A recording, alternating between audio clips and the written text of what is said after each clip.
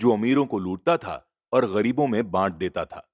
मेरे अमीर डैडी की नजर में रॉबिन हुड हीरो नहीं था, वो उसे बदमाश मानते थे।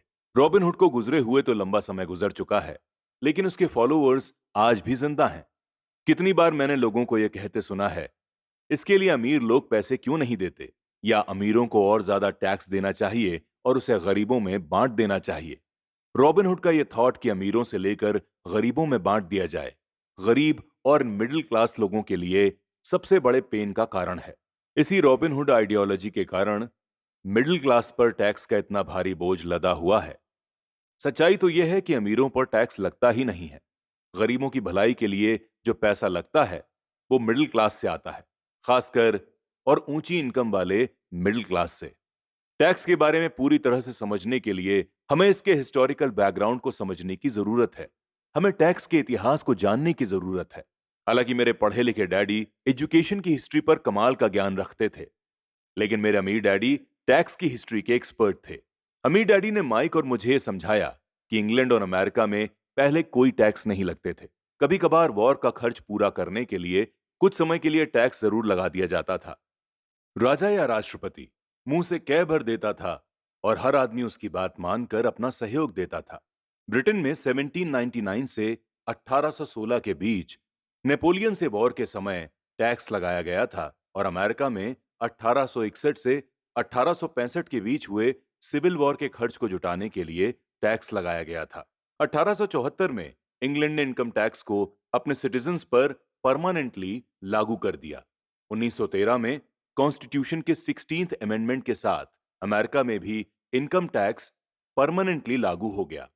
एक समय था जब अमेरिकी लोग टैक्स विरोधी हुआ करते थे। चाय पर बहुत ज्यादा टैक्स लगने के कारण ही बोस्टन हार्बर पर प्रसिद्ध चाय पार्टी का इंसिडेंट हुआ था, जिससे क्रांतिकारी युद्ध को ताकत मिली। इंग्लैंड और अमेरिका दोनों को ही नियमित इनकम टैक्स के विचार को जनता के गले में उतारने में लगभग 50 साल का समय लगा। इन हिस्टोरिकल डेट्स से हमें यह पता नहीं चल पाता कि दोनों ही मामलों में टैक्स शुरू में केवल अमीरों पर लगाए गए थे। अमीर डैडी चाहते थे कि माइक और मैं इस बात को कभी ना भूलें।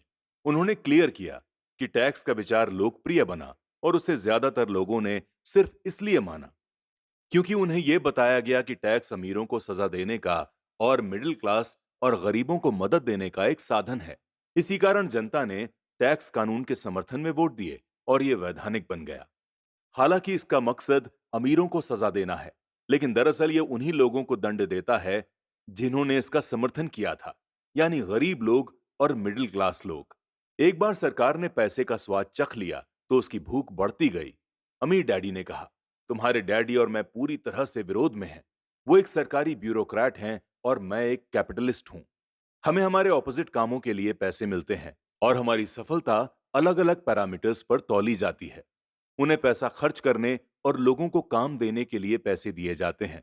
वो जितना ज्यादा खर्च करते हैं, जितने ज्यादा लोगों को काम पर रखते हैं, उनकी ऑर्गेनाइजेशन उतनी ही बड़ी होती जाती है। सरकार में जितनी बड़ी उनकी ऑर्गेनाइजेशन होती है, उतना ही ज्यादा सम्मान उन्हें दिया जाता है। दूसरी तरफ मेरी ऑर्गेनाइजेशन में मैं जितने कम लोगों को रखूं और जितना कम पैसा खर्च करूं, मेरे इन्वेस्टर मेरा उतना ही ज्यादा सम्मान करते हैं। इसीलिए मैं सरकारी आदमियों को पसंद नहीं करता। उनके टारगेट बिजनेस के ज्यादातर लोगों से हटकर होते हैं। जैसे जैसे सरकार के कर्मचारी बढ़ते हैं, उन्हें तनख्वाह देने के लिए उतने ही ज्यादा टैक्स की जरूरत होती है। मेरे पढ़े लिखे डैडी इस बात पर भरोसा करते थे कि सरकार को लोगों की मदद करनी चाहिए। वो जॉन एफ कैनेडी से प्यार करते थे, और खासकर पीस कॉर्प्स के विचार से। वे इस विचार को इतना ज्यादा चाहते थे कि वे और मेरी माँ दोनों ही पीस कॉर्प्स के लिए काम करते थे और मलेशिया, थाईलैंड और फिलीपींस जाने वाले वॉलंटियर्स को ट्रेनिंग देते थे। वो हमेशा ज्यादा सब्सिडी और बजट में बढ़ोतरी की कोशिश करते थे ताकि वो ज्यादा लोगों को भर्ती कर सकें। ऐसा वो डिपार्टमेंट ऑफ एजुकेशन की अपनी नौकरी में भी करते थे और पीस कॉर्प्स में भी। ये उनका काम था। जब मैं 10 साल का था, तब से मैं अपने अमीर डैडी से सुनता आया हूं कि सरकारी कर्मचारी आलसी चोरों का गिरोह है, और मेरे गरीब डैडी से मैं ये सुनता हूं कि अमीर लोग लालची और बदमाश होते हैं जिनसे सरकार को ज्यादा टैक्स लेना चाहिए। दोनों ही विचारों के पक्ष में तर्क दिए जा सकते हैं। मेरे लिए ये मुश्किल था, क्योंकि एक तरफ तो मैं शहर के सबसे बड़े उद्योगपतियों में से एक के लिए काम करता था, और दूसरी तरफ जब मैं घर आता था तो वहां मेरे डैडी होते थे, जो कि एक नामी सरकारी नेता थे। यह तय करना आसान नहीं था कि कौन सही बोल रहा है और किसकी बात पर मुझे भरोसा करना चाहिए। लेकिन जब आप टैक्स की हिस्ट्री को स्टडी करते हैं तो एक दिलचस्प पहलू सामने आता है। जैसा मैंने कहा है कि टैक्स का लागू होना सिर्फ इसलिए पॉसिबल हो सका क्योंकि जनता रॉबिनहुड के फाइनेंशियल प्रिंसिपल्स में भरोसा करती थी, जिसमें अमीरों से लेकर बाकी सब में बांट दिया जाता है। समस्या यह थी कि सरकार की पैसे की भूख इतनी बढ़ गई कि जल्द ही मिडिल क्लास पर भी टैक्स लगाने की नौबत आ गई और वहां से धीरे धीरे टैक्स का बोझ नीचे की तरफ आता गया। दूसरी तरफ अमीरों ने इसे मौके की तरह देखा। वे उन्हीं नियमों से नहीं खेलते जिनसे जनता खेलती है। जैसा मैंने बताया है, अमीर पहले ही कॉरपोरेशन के बारे में जानते थे, जो पानी के जहाजों के दिनों में लोकप्रिय हुए थे। अमीरों ने हर समुद्री यात्रा के एसेट के रिस्क को कम करने के लिए कॉरपोरेशन का उपयोग किया। अमीर लोग हर समुद्री यात्रा के लिए पैसा जुटाने के लिए कॉरपोरेशन में अपना पैसा डालते थे। फिर यह कॉरपोरेशन न्यू वर्ल्ड में खजाने की खोज के लिए सेलर्स को भर्ती करता था। अगर जहाज डूब जाता था तो सेलर्स की जान जाती थी, लेकिन अमीर लोगों को सिर्फ इतना ही नुकसान होता था कि उनका वो पैसा डूब जाता था जो उन्होंने उस समुद्री यात्रा यानी वॉयज के लिए दिया था। चलिए समझने की कोशिश करते हैं कि किस तरह कॉरपोरेट स्ट्रक्चर आपके इनकम स्टेटमेंट और बैलेंस शीट के बाहर बैठता है। अमीर लोग किस तरह खेल को खेलते हैं, चलिए जानते हैं। कॉरपोरेशन के कानूनी ढांचे की ताकत के ज्ञान से अमीरों को गरीबों और मिडिल क्लास की तुलना में बहुत ज्यादा फायदा मिलता है। मुझे मेरे दो डैडीज ने एजुकेट किया, जिनमें से एक कैपिटलिस्ट थे और दूसरे सोशलिस्ट। मुझे जल्द ही यह महसूस हुआ कि मेरे कैपिटलिस्ट डैडी में पैसे की समझ ज्यादा है। मुझे ऐसा लगा कि पैसे की नासमझी के कारण सोशलिस्ट लोग आखिर खुद को ही सजा देते हैं। अमीरों से वसूलों का नारा लगाने वाली भीड़ चाहे जितना जोर लगा ले, अमीर लोग उनसे जीतने का रास्ता हमेशा ढूंढ निकालते हैं। इसी कारण टैक्स आखिरकार मिडिल क्लास पर लगे। अमीरों ने इंटेलेक्चुअल्स को अपनी बुद्धि से हरा दिया, सिर्फ इस कारण क्योंकि वे पैसे की ताकत को जानते थे। अमीर लोगों ने इंटेलेक्चुअल्स को किस तरह हराया? एक बार अमीरों से वसूलों का कानून पारित हुआ तो सरकार की तिजोरी में पैसा आने लगा। पहले तो लोग इस बात से खुश थे। यह पैसा सरकारी कर्मचारियों और अमीरों को दिया जाने लगा। सरकारी कर्मचारियों के पास यह पैसा नौकरियों और पेंशन के रूप में गया। अमीरों के पास यह पैसा उनकी फैक्ट्रीज के जरिए मिले सरकारी कॉन्ट्रैक्ट से आया। सरकार के पास ढेर सारे पैसे थे, लेकिन उस पैसे के मैनेजमेंट की समस्या थी। उसमें कोई रीसर्कुलेशन नहीं था। दूसरे शब्दों में, सरकारी नीति में अगर आप एक सरकारी ब्यूरोक्रेट हैं तो आप पैसा बचाना पसंद नहीं करते। अगर आप अपने लिए एलोकेटेड फंड को खर्च नहीं कर पाते हैं तो आपको अगले बजट में उतनी राशि यानी उतना अमाउंट नहीं मिलेगा और निश्चित रूप से आपको योग्य तो माना ही नहीं जाएगा। दूसरी तरफ बिजनेस में पैसे बचाने के लिए इनाम मिलता है और ऐसा करने पर आपको काबिल माना जाता है। जब बढ़ते हुए सरकारी खर्चों का यह चक्र चलता रहा तो पैसे की मांग बढ़ी और अमीरों से टैक्स वसूलों के विचार में अब कम अमीर लोगों को भी शामिल कर लिया गया और इस तरह सरकार इतनी नीचे आ गई कि वो गरीब और मिडिल क्लास लोग भी टैक्स के दायरे में आ गए जिन्होंने इसके लिए वोट दिए थे। सच्चे कैपिटलिस्ट ने बचने का तरीका खोजने के लिए अपनी पैसे की समझ का प्रयोग किया। वो कॉरपोरेशन की सुरक्षा में चले गए। कॉरपोरेशन अमीर लोगों को सुरक्षा देता है, लेकिन कई लोग जिन्होंने कभी कॉरपोरेशन नहीं बनाया, ये नहीं जानते कि कॉरपोरेशन जैसी कोई चीज नहीं होती। कॉरपोरेशन केवल एक फाइल का फोल्डर होता है जिसमें कुछ कानूनी दस्तावेज होते हैं जो राज्य सरकार की एजेंसी में दर्ज होकर किसी वकील के ऑफिस में रखा होता है। यह कोई बड़ी बिल्डिंग नहीं होती जिसके बाहर कॉरपोरेशन का नाम लिखा होता है। यह कोई फैक्ट्री या लोगों का समूह भी नहीं होता। कॉरपोरेशन केवल एक कानूनी दस्तावेज है जो एक ऐसी कानूनी देह बना देता है जिसकी कोई आत्मा नहीं होती। अमीरों की प्रॉपर्टी एक बार फिर सुरक्षित हो गई। एक बार फिर कॉरपोरेशंस का प्रयोग लोकप्रिय हो गया। यह परमानेंट इनकम टैक्स कानूनों के पारित होने के बाद हुआ, क्योंकि कॉरपोरेशन के लिए इनकम टैक्स की दर व्यक्तिगत इनकम टैक्स की दर से कम थी। इसके अलावा, जैसा पहले बताया जा चुका है, कॉरपोरेशन द्वारा कुछ खर्च टैक्स चुकाने के पहले किए जा सकते हैं। अमीरों और गरीबों के बीच की ये लड़ाई सदियों से चली आ रही है। अमीरों से वसूलों का नारा लगाने वाली भीड़ अमीरों के हमेशा खिलाफ रही है। ये लड़ाई तब छिड़ती है जब कानून बनते हैं और ये लड़ाई अनंत काल तक चलती रहेगी। समस्या यह है कि जो लोग हारते हैं उनमें समझ की कमी है। हारने वाले लोग वो हैं जो हर सुबह उठकर तैयार होते हैं और अपनी नौकरी में कड़ी मेहनत करते हैं और उस पर टैक्स भी देते हैं। अगर वो ये समझ पाते कि अमीर लोग किस तरह से पैसे का खेल खेलते हैं, तो वो भी इस खेल को उसी तरह से खेल सकते। फिर वो भी पैसे से आजाद हो सकते हैं और अमीर बन सकते हैं। इसीलिए मैं हर बार सिहर जाता हूं जब भी मैं किसी को अपने बच्चे को यह सलाह देते सुनता हूं कि स्कूल जाओ ताकि सिक्योर जॉब मिल सके। जिस एम्प्लॉय में पैसे की समझ नहीं है, वो बच नहीं सकता, चाहे उसकी नौकरी कितनी भी सिक्योर क्यों ना हो। एक एवरेज अमेरिकी इंडिविजुअल आज सरकार के लिए 5 से 6 महीनों तक काम करता है ताकि वो टैक्स चुकाने के लिए पैसा जमा कर सके। मेरी समझ में ये समय बहुत ज्यादा है। आप जितनी ज्यादा मेहनत करते हैं, आपको सरकार को उतना ही ज्यादा टैक्स देना पड़ता है। इसीलिए मेरा मानना है कि अमीरों से वसूलों का नारा उन्हीं लोगों पर भारी पड़ गया है जिन्होंने इसके लिए वोट दिया था। एक बार लोग अमीरों को सजा देने की कोशिश करते हैं, अमीर लोग चुपचाप उसका पालन नहीं करते, बल्कि वो पलटकर वार करते हैं। उनके पास पैसा, ताकत और इरादा होता है, जिनके दम पर वो चीजों को बदल सकते हैं। वो चुपचाप बैठकर अपने मन से ज्यादा टैक्स नहीं चुकाते। वो ऐसे तरीके खोजते हैं जिनसे उन पर टैक्स का कम से कम बोझ पड़े। इसके लिए वो चतुर और स्मार्ट वकील और अकाउंटेंट्स की सेवाएं लेते हैं और राजनेताओं को मनाते हैं कि वो कानून बदलें या कानूनी बचाव के रास्ते बनाएं।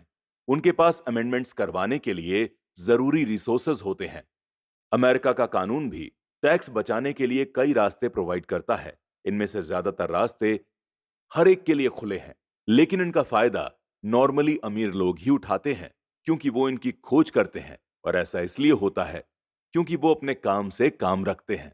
एग्जाम्पल के तौर पर फेमस शब्द 1031 या 1031 इंटरनल रेवेन्यू कोड के आर्टिकल 1031 का ब्रीफ वर्जन है, जिससे रियल एस्टेट बेचने वाले को टैक्स चुकाने में देरी करने का मौका मिलता है अगर वो ज्यादा महंगे रियल एस्टेट को खरीदता है और सौदेबाजी में फायदा नहीं लेता।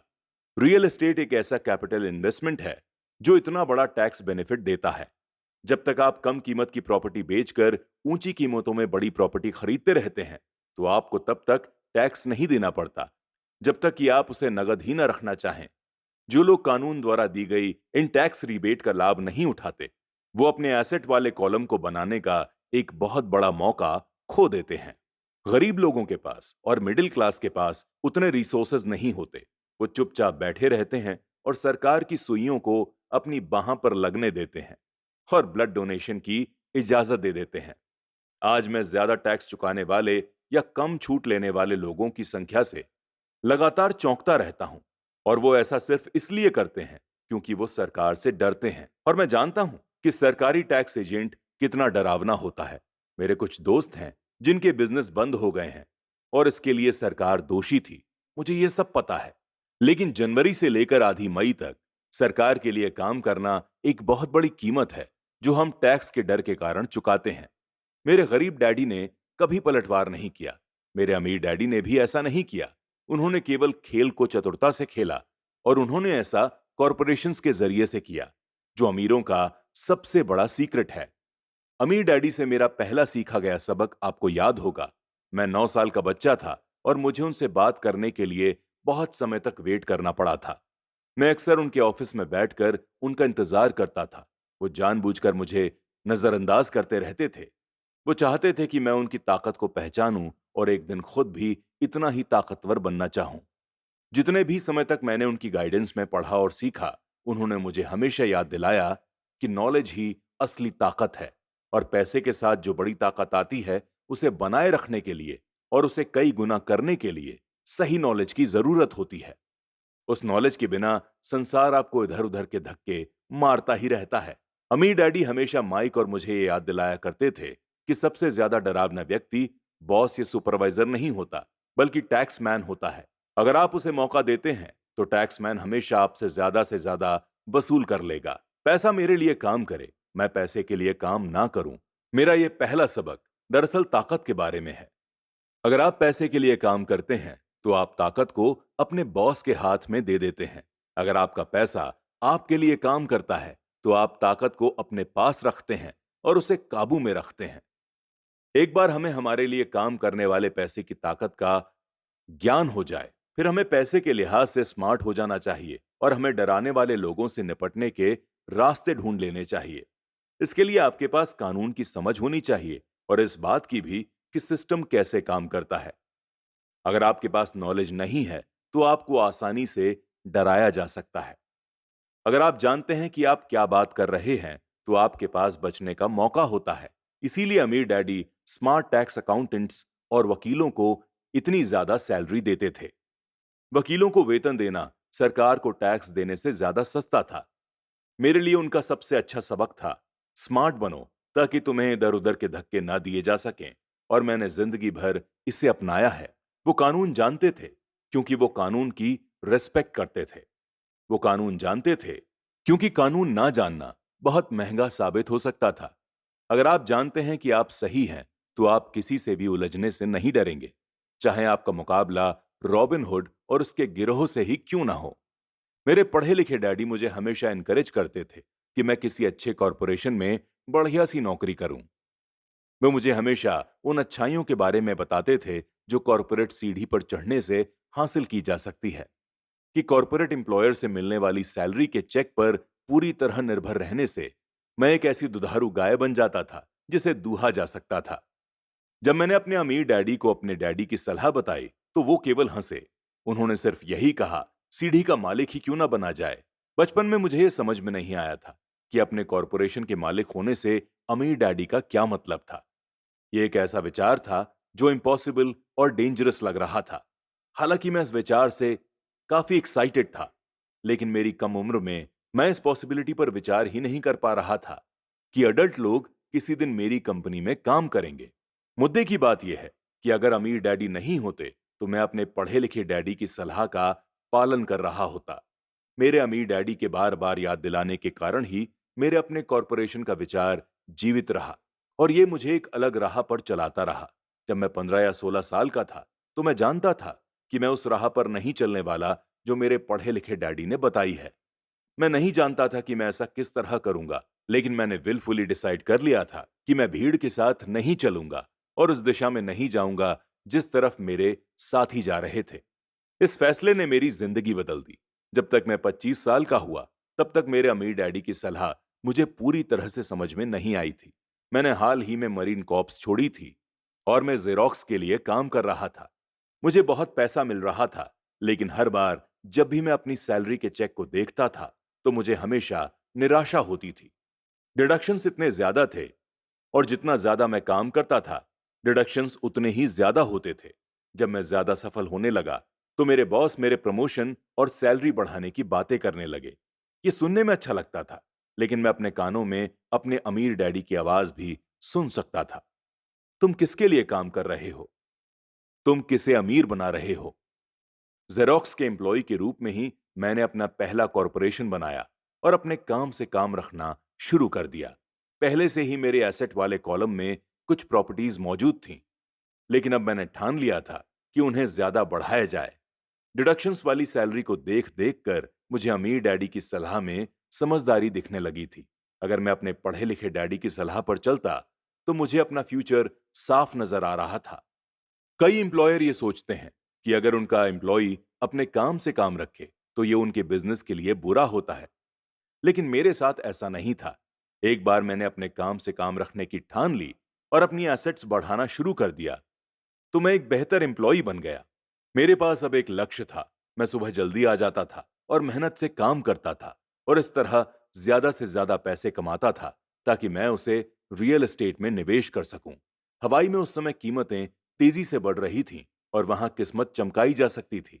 जितना ही ज्यादा मुझे लगा कि वहां इन्वेस्टमेंट की संभावनाएं हैं, उतना ही ज्यादा जेरोक्स मशीनें मैंने बेची। मैंने जितनी ज्यादा मशीनें बेची, मुझे उतना ही ज्यादा पैसा मिला और हाँ, मेरी सैलरी के चेक से उतनी ही ज्यादा डिडक्शंस हुई। ये काफी इंस्पायरिंग था। मैं एम्प्लॉय होने के जाल से बाहर निकलना चाहता था और इसीलिए मैं कम मेहनत करने के बजाय ज्यादा कड़ी मेहनत करता था। 1978 तक मैं सेल्स में चोटी के 5 लोगों में से एक था, अक्सर नंबर 1। मैं रैट रेस से बहुत जल्दी बाहर निकलने के लिए बेताब था। 3 साल से भी कम समय में मैं जेरोक्स की तुलना में अपने छोटे से कॉरपोरेशन से कहीं ज्यादा कमा रहा था, जबकि मेरा कॉरपोरेशन रियल एस्टेट में इन्वेस्ट करने वाली कंपनी थी और वो पैसा जो मैं अपने कॉरपोरेशन में अपनी एसेट वाले कॉलम में बना रहा था, वो पैसा मेरे लिए काम कर रहा था। मुझे कॉपियर बेचने के लिए दरवाजे खटखटाने की जरूरत नहीं थी। अमीर डैडी की सलाह में मुझे ज्यादा समझदारी दिख रही थी। जल्द ही मेरी प्रॉपर्टी से आने वाला कैश फ्लो इतना ज्यादा हो गया कि मेरी कंपनी ने मेरे लिए मेरी पहली कार खरीद दी। जेरोक्स के लोगों को लगा कि मैं अपने कमीशन बेच रहा हूं, लेकिन मैं ऐसा नहीं कर रहा था। मैं अपने कमीशन को एसेट्स वाले कॉलम में इन्वेस्ट कर रहा था। मेरा पैसा और ज्यादा पैसा कमाने के लिए कड़ी मेहनत कर रहा था। मेरे एसेट वाले कॉलम का हर एक डॉलर एक बढ़िया एम्प्लॉय था, जिसकी कड़ी मेहनत के कारण और ज्यादा एम्प्लॉयज तैयार होते थे और वो सब मिलकर अपने बॉस को एक नई कार तोहफे के रूप में दे देते थे, वो भी टैक्स चुकाने के पहले। मैंने जेरोक्स के लिए ज्यादा कड़ी मेहनत करना शुरू कर दिया। मेरी प्लानिंग सही तरह से चल रही थी और मेरी कार इसका जीता जागता सबूत थी। अपने अमीर डैडी से सीखे गए सबक के कारण मैं उस रैट रेस से बाहर निकलने में सफल हो सका था और कम उम्र में ही एक एम्प्लॉयर बन गया था। यह पैसे की समझ से ही संभव हुआ था। इस फाइनेंशियल नॉलेज के बिना, जिसे मैं फाइनेंशियल आईक्यू कहूंगा, फाइनेंशियल इंडिपेंडेंस की मेरी राह में बहुत ज्यादा मुश्किलें आई होती। अब मैं फाइनेंशियल सेमिनार्स में दूसरों को इस आशा के साथ सिखाता हूं ताकि उनके साथ अपना ज्ञान बांट सकूं। जब भी मैं लेक्चर देता हूं तो मैं लोगों को यह याद दिलाता हूं कि फाइनेंशियल आईक्यू एक्सपर्टीज की चार बड़ी फील्ड से आने वाली नॉलेज से बनता है। नंबर एक है अकाउंटिंग, जिसे मैं फाइनेंशियल लिटरेसी कहता हूं। अगर आप एम्पायर बनाना चाहते हैं तो यह बहुत इंपॉर्टेंट है। आप जितनी ज्यादा वेल्थ के लिए जिम्मेदार होंगे, उतनी ही ज्यादा माइनर डिटेल्स की जरूरत होगी। नहीं तो आपका यह साम्राज्य ताश के पत्तों के महल की तरह ढह जाएगा। यह आपके दिमाग के लेफ्ट कॉर्टेक्स का पहलू है, जिसमें डिटेलिंग जरूरी है। फाइनेंशियल लिटरेसी वो योग्यता है जिसके सहारे फाइनेंशियल स्टेटमेंट्स को पढ़ा और समझा जा सकता है। इस योग्यता से आप किसी भी बिजनेस की कमजोरियों और मजबूतियों को पहचान सकते हैं। नंबर दो है इन्वेस्टमेंट, जिसे मैं पैसे से पैसे बनाने का विज्ञान कहता हूं। इसमें टेक्निक्स, स्ट्रैटेजीज और फॉर्मूलों की जरूरत होती है। यह आपके दिमाग का दायां हिस्सा है, यानी क्रिएटिव माइंड। नंबर तीन है बाजार की समझ, यानी डिमांड और सप्लाई की साइंस। बाजार के टेक्निकल एस्पेक्ट्स को जानने की जरूरत है, जो कि इमोशंस पर चलते हैं। 1996 में क्रिसमस के दौरान टिकेलमी एल्मोडोल का इंसिडेंट भी टेक्निक्स और इमोशंस पर चलते बाजार का एग्जाम्पल है। बाजार का दूसरा एलिमेंट इन्वेस्टमेंट की बेसिक, या कहें कि फाइनेंशियल समझ है। क्या किसी इन्वेस्टमेंट में समझदारी है, या मार्केट की प्रेजेंट कंडीशंस के हिसाब से ऐसा करना नासमझी होगी। कई लोग ये सोचते हैं कि मार्केट को समझना या इन्वेस्टमेंट के रूल्स बच्चों के समझ में नहीं आएंगे, क्योंकि ये मुश्किल होते हैं। वो ये नहीं देख पाते कि बच्चे इन सब्जेक्ट्स को आसानी से समझ लेते हैं। जो लोग एल्मोडॉल के बारे में नहीं जानते, उनके लिए ये एक सी सैम स्ट्रीट कैरेक्टर थी, जिसे क्रिसमस के पहले बच्चों में बहुत ज्यादा एडवर्टाइज किया गया था। लगभग सभी बच्चे इसे खरीदना चाहते थे और अपनी क्रिसमस की लिस्ट में उन्होंने इसे सबसे ऊपर रखा था। लेकिन क्रिसमस के लिए इसका एडवर्टीजमेंट करने के बाद जब ये मार्केट से गायब हो गई, तो कई लोग ये सोचने लगे कि कहीं कंपनी ने जानबूझकर तो इसे बाजार से गायब नहीं कर दिया। इसकी डिमांड बहुत ज्यादा थी और सप्लाई बहुत कम, इसीलिए बाजार में भगदड़ और हड़बड़ी का माहौल बन गया। स्टोर्स में जब खरीदने के लिए कोई डॉल नहीं बची, तो दुकानदारों और दूसरे खिलौने बनाने वालों ने इसमें प्रॉफिट कमाने का मौका देखा। जिसे डॉल नहीं मिल पाई थी, वो अनफॉर्चुनेट पेरेंट्स क्रिसमस के लिए कोई दूसरा खिलौना खरीदने के लिए मजबूर हो गए। टिकल मी एल्बो डॉल की अनबिलीवेबल पॉपुलैरिटी मेरी समझ में नहीं आई, लेकिन ये डिमांड और सप्लाई की इकोनॉमिक्स का बढ़िया एग्जाम्पल है। यही बात स्टॉक, बॉन्ड, रियल एस्टेट और बेसबॉल कार्ड के मार्केट पर लागू होती है। नंबर चार है कानून। एग्जाम्पल के तौर पर अकाउंटिंग, इन्वेस्टमेंट और मार्केट की नॉलेज के सहारे कॉरपोरेशन का यूज करना मल्टीफोल्ड रिटर्न दे सकता है। कोई भी आदमी जिसे कॉरपोरेशन द्वारा दिए जाने वाले टैक्स बेनिफिट की नॉलेज हो, वो बहुत ज्यादा तेजी से तरक्की कर सकता है और अमीर बन सकता है, जो किसी एम्प्लॉय या छोटे बिजनेस के मालिक के लिए पॉसिबल नहीं है। इसमें उतना ही अंतर है जितना पैदल चलने वाले और उड़ने वाले में होता है। यह अंतर बहुत ज्यादा हो जाता है जब हम इसे लॉन्ग टर्म एसेट के रेफरेंस में देखते हैं। पहला है टैक्स लाभ। एक कॉरपोरेशन कई ऐसी चीजें कर सकती है जो एक आदमी नहीं कर सकता, जैसे कि ये टैक्स देने के पहले खर्च कर सकती है। ये एक्सपर्टीज का एक ऐसा फील्ड है जो बहुत ज्यादा एक्साइटिंग है, लेकिन इसमें अंदर घुसना तब तक जरूरी नहीं है जब तक कि आपका बिजनेस या एसेट बहुत बड़ी ना हो। एम्प्लॉयज कमाते हैं और टैक्स चुकाते हैं, और फिर जो बचता है उससे अपना खर्च चलाते हैं। एक कॉरपोरेशन कमाता है, जितना खर्च कर सकता है करता है, और फिर बची हुई रकम पर टैक्स चुकाता है। यह अमीरों द्वारा इस्तेमाल किए जाने वाला सबसे बड़ा कानूनी बचाव का रास्ता है। इन्हें बनाना आसान है और बहुत ज्यादा महंगा नहीं है, बशर्ते कि आपके पास अपने खुद के इन्वेस्टमेंट हों जो अच्छा कैश फ्लो दे रहे हों। उदाहरण के तौर पर, अपने कॉरपोरेशन का फायदा यह है, घूमने जाने का कार्यक्रम हवाई में बोर्ड मीटिंग बन जाता है। कार की पेमेंट, इंश्योरेंस, रिपेयर, ये सब कुछ कंपनी खर्च में डाल दिए जाते हैं। हेल्थ क्लब की मेंबरशिप भी कंपनी का खर्च है। ज्यादातर रेस्टोरेंट के डिनर भी कंपनी के खर्चे हैं। और भी ऐसे बहुत से खर्च हैं जो टैक्स चुकाने के पहले किए जाते हैं। दूसरी चीज है कानूनी मुकदमों से सिक्योरिटी। हम एक कानूनी समाज में रहते हैं। हर आदमी आपसे फायदा चाहता है। अमीर लोग अपने क्रेडिटर्स से ज्यादातर एसेट्स या प्रॉपर्टीज को छुपाने के लिए कॉरपोरेशंस और ट्रस्ट का सहारा लेते हैं। जब भी कोई किसी अमीर आदमी पर मुकदमा ठोकता है, तो उसे यह पता चलता है कि वो कानूनी कवच से घिरा हुआ है, और दरअसल उस अमीर आदमी के पास कोई प्रॉपर्टी है ही नहीं।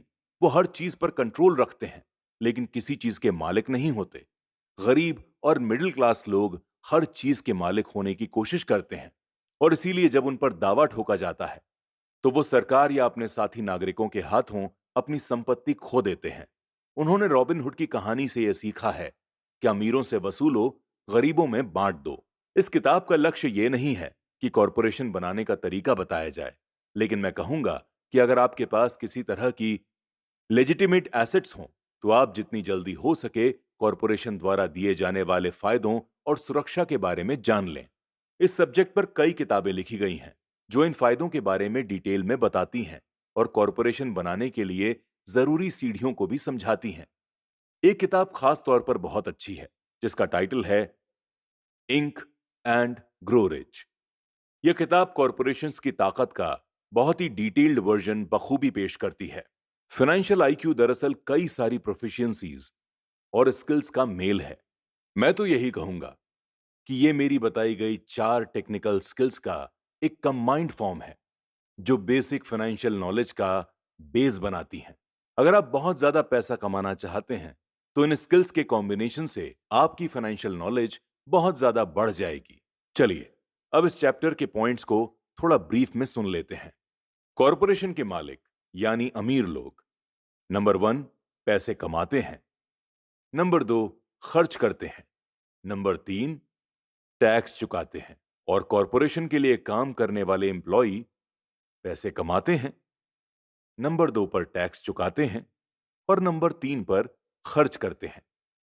आपकी कंप्लीट फाइनेंशियल स्ट्रैटेजी के लिए हम आपकी एसेट्स के चारों तरफ कॉरपोरेशन का कवच लपेटने की बहुत ज्यादा सलाह देते हैं।